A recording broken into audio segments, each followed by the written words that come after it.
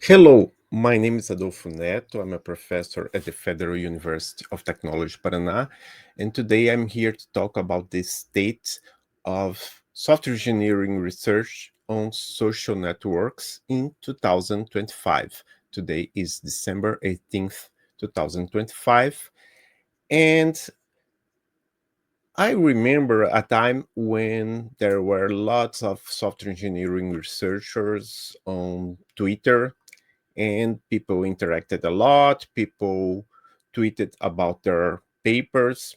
Unfortunately, this time is gone. There's this doesn't happen anymore. Some people are using Blue Sky, some people are using LinkedIn, and that's what I would like to talk about today. For instance, if you go to I'm not going to as is this is mostly a podcast episode, and I'm here mostly to talk about what I see, not to show. I'm going to go to my page here, and because I can see some numbers from the major software engineering conference, academic conference, of course, which is ICSE. By the way, ICSE 2026 is going to be here in Brazil, which is great for us here in Brazil, and I hope many people from all over the world come to Brazil. So ICSE has an account on Instagram, but this is mostly for us Brazilians. Right now, we have 352 followers on Instagram. Maybe this account, when for ICSE 2027, this is going to be either deleted or they are not going to post new things there.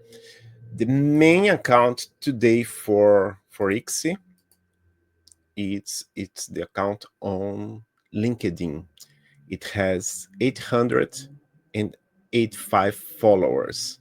And most important, for every post, there are some interactions. I'm not going to say there are many interactions. Yes, well, yes, there are many interactions. For instance, I'm seeing here the post for ICSE 2026 keynote speakers, which are going to be Vigílio Almeida, Ian Bosch, Kingwa Lu. I'm not sure if I pronounce it correctly. Silvio Meira, Alexander Serebrennik, and Laurie Williams. By the way, Alexander Serebrennik was interviewed in this podcast. If you go to the feed, you'll find his interview. And Laurie Williams, I've stayed at Laurie Williams Group at North Carolina State University, but there are more than 100 reactions to this post, 2 comments, 9 reposts. So, yes, it's true. Many people are using LinkedIn to share software engineering research. I know that ICSE which is one of the co-chairs, which is Markus Kalinowski, he has how many connections? More than 500 connections and 16,924 followers. That's a lot. So he posts a lot. When he posts something, people will interact. So he's a good example of a software engineering researcher who is very active on LinkedIn. And also, I know that Marvin Marvin Whittick, he has published a paper on software engineering researchers sharing knowledge on LinkedIn. And now in the November 2025, he published a paper. He's one of the authors, but I believe he's the first author of a paper on communications of the ACM, called the title of the paper is The Silent Scientist When Software Research Fails to Reach Its Audience. So that's very important. If you publish a paper, try to post on some social media. Of course, if some universities have teams for that, but if you don't have someone that can help you with that, maybe you can you can post your paper on LinkedIn or on other social networks. I particularly don't like LinkedIn a lot because first, it's owned by Microsoft. Second, it's the feed is not good, the search is not good. But you see, this post here by Marvin Wittick has 70 reactions and 8 comments, which is quite good. So the next social network I want to comment here, let me go back here to my page. I'm not showing the screen, just for people who are on YouTube, I'm not showing the screen. So we have Instagram, LinkedIn. We have an ICSI account on Blue Sky, but it has 427 followers.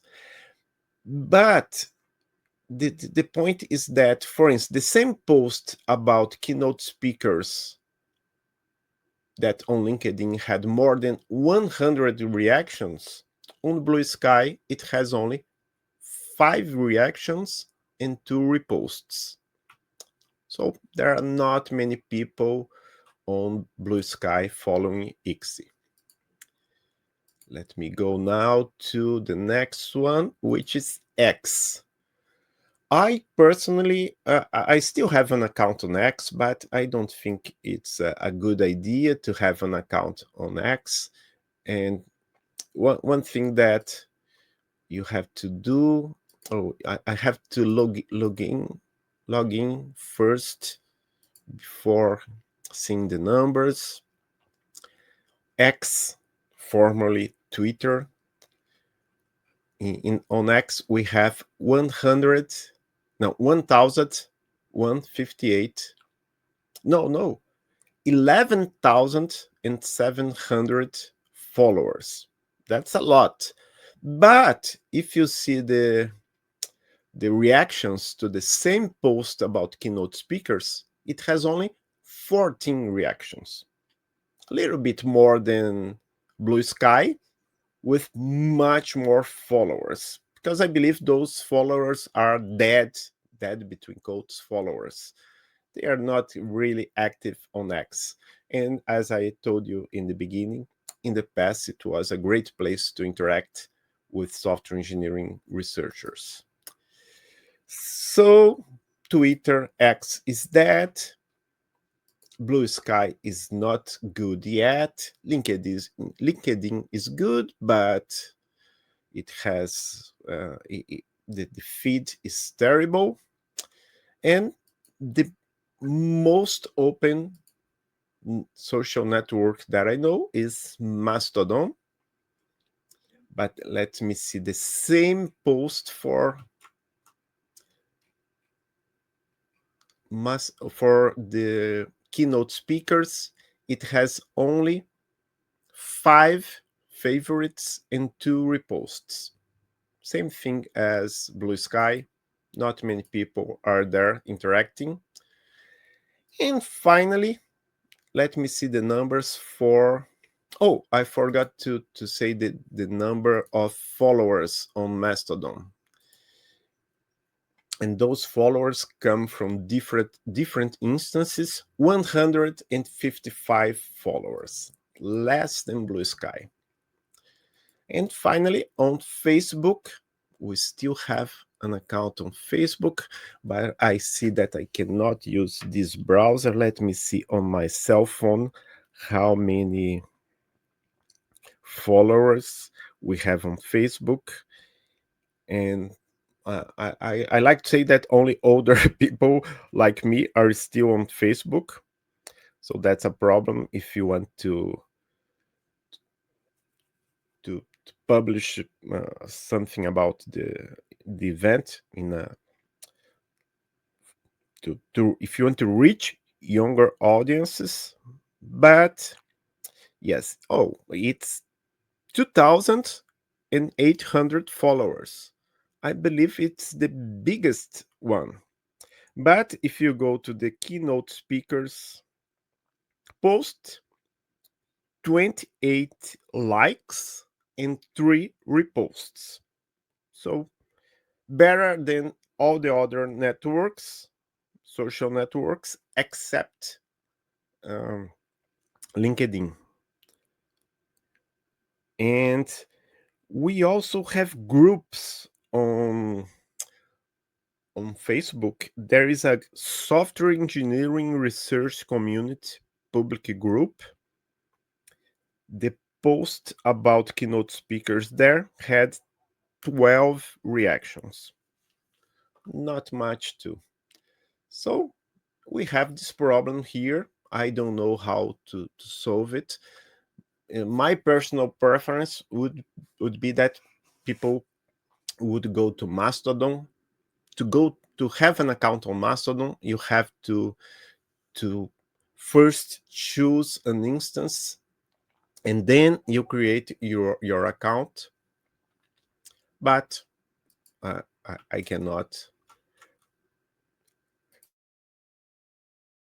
cannot tell people what to do. I personally have accounts everywhere: LinkedIn, X, Instagram, Mastodon, Blue Sky. I even created today an account on Nostr. I don't know how to pronounce it. It would be interesting to take a look at how software engineering journals are publishing their latest papers on these social networks. For instance, Journal of Systems and Software, Information Software Technology, IEEE Transactions on Software Engineering, Empirical Software Engineering Journal, IEEE Software. But I don't have time. This episode is going to be too long if I go to if I visit. First, I would have to search in all those networks if they have some profile and how many people follow, how many people interact. Maybe this is the basis for a good paper where some students or some authors would look for these numbers and see what works and what doesn't work when you are doing when you are trying to make software engineering research more accessible to people that can use this knowledge. So I know that, as I told you, Marvin Wittig has written a paper about that. I know also that Andrea Bordin, she's from Brazil, and she published a paper here in Brazil on Cibsoft. I just have to check if her name is Andrea or Andrea, but she works at the Federal University of Santa Catarina. It's Andrea Saavedra Bordin. She published a paper on Cibsoft about it was inspired by Marvin Wittig uh, paper on LinkedIn. And something that I really would love to see in English, it's a podcast dedicated to software engineering research. I know we have the IEEE Software Engineering podcast, but if you take a look at the guests, they are mostly from industry. So that's not what I'm saying here. I don't know. Maybe there is some, but I don't know any podcast in English that covers software engineering research.